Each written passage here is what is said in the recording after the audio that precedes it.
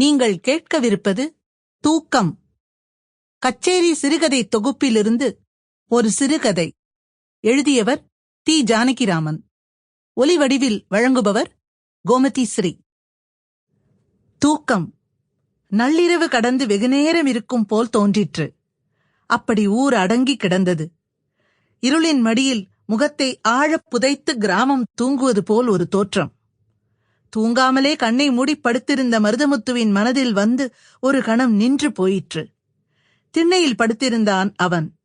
வழக்கம் போல் திண்ணையை அடைத்திருந்த கீற்று நிறைசலை காற்றுக்காக ஒரு மூங்கில் குச்சியால் முட்டுக் கொடுத்து தூக்கி வைத்துவிட்டு படுத்துக் கொண்டிருந்தான்.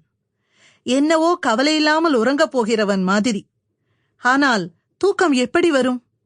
கடவுளுக்கே அடுக்காத அநியாயம் நடந்துவிட்ட போது. தம்பி தூங்கிக் கொண்டுதான் இருப்பான். அவனுக்கு காரியம் கைகூடி விட்டது. நினைத்தபடி நடந்து விட்டது.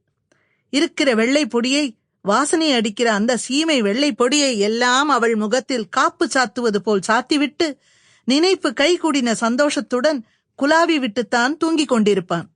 வயிறு கொதிக்க கொதிக்க சத்திய நியாயத்திற்கு விரோதமாக தீர்ப்புச் சொல்லை விட்டுப்போன பஞ்சாயத்தார்களும் தூங்கிக் கொண்டுதான் இருப்பான்கள். நிறைசல் ஹோவென்று திறந்துதான் கிடந்தது. காற்று மட்டும்தான் வீசவில்லை. வானம் முழுவதும் ஒரு மேகத்துகள் கூட இல்லாது தெளிந்து கருத்து பறந்திருந்த வானம் முழுவதும் நட்சத்திரமாக கொட்டி கிடந்தது.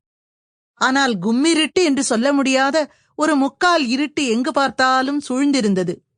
எதிர்ச்சாரி கொல்லை பக்கங்களில் ஓங்கி நின்ற தென்னை மரங்களும் வாசலில் கிடந்த கட்டை வண்டியும் கண்ணுக்கு நன்றாகவே தெரிந்தது.